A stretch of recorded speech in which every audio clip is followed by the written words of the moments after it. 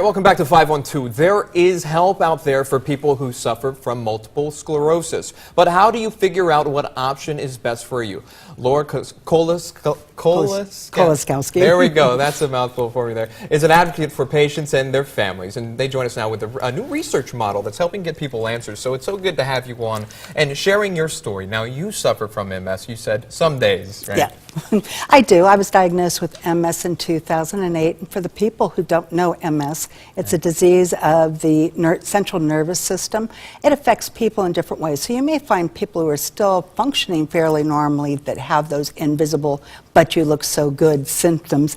And then we have all the way up to people who have primary progressive MS, who may be stricken with this disease very quickly and taken down to a state of needing to use a wheelchair or even in the worst case scenario, being bedridden. So it's a very mysterious disease. A lot of times they talk like your weather forecast does about snowflakes, that MS is a snowflake disease, that we have a similarity, but we're all very unique in how our MS presents. Yeah, we have a National MS Society chapter here of the Ohio Valley. I know they do a big part too in trying to help, and the big thing is to find a cure. But in the meantime, how can they live with it? And that's where concur MS comes in. Tell us about this program you have.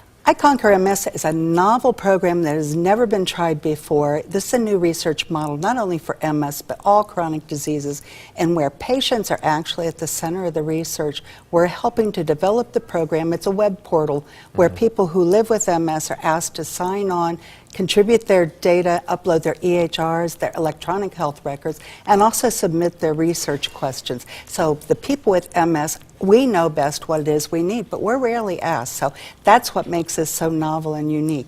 The best part about concur MS, those people I was just talking about with MS who have different types, everyone can participate in this. You don't have to be a certain age group or a certain demographic or a certain type of MS. We need the data from everyone.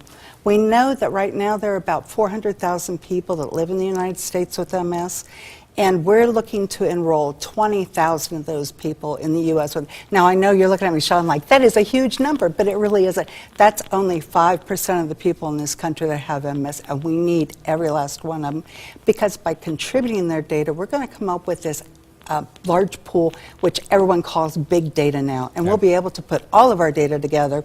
And the thing is, there's going to be one person that unlocks the mystery to MS. It could be me or the next person. We don't know. Well, we appreciate you, Laura, coming on and sharing the details. How do we find more on concur MS? We have a website. It's iconquerms.org. If you're watching this and you don't personally have MS, everybody knows someone who does. I hope you'll spread the word, go out there, get on board, and sign up and join us. I do too, and I like that you're wearing your red pin there, supporting that I as should well. mention, I also had a heart attack, and I serve on the Go Red committee, so I'm happy to be here, and you're supporting this. You are a fighter. What a pleasure to have you here on 5 on 2. Thank you for sharing your story today. It's my pleasure, Sean. Thanks a lot.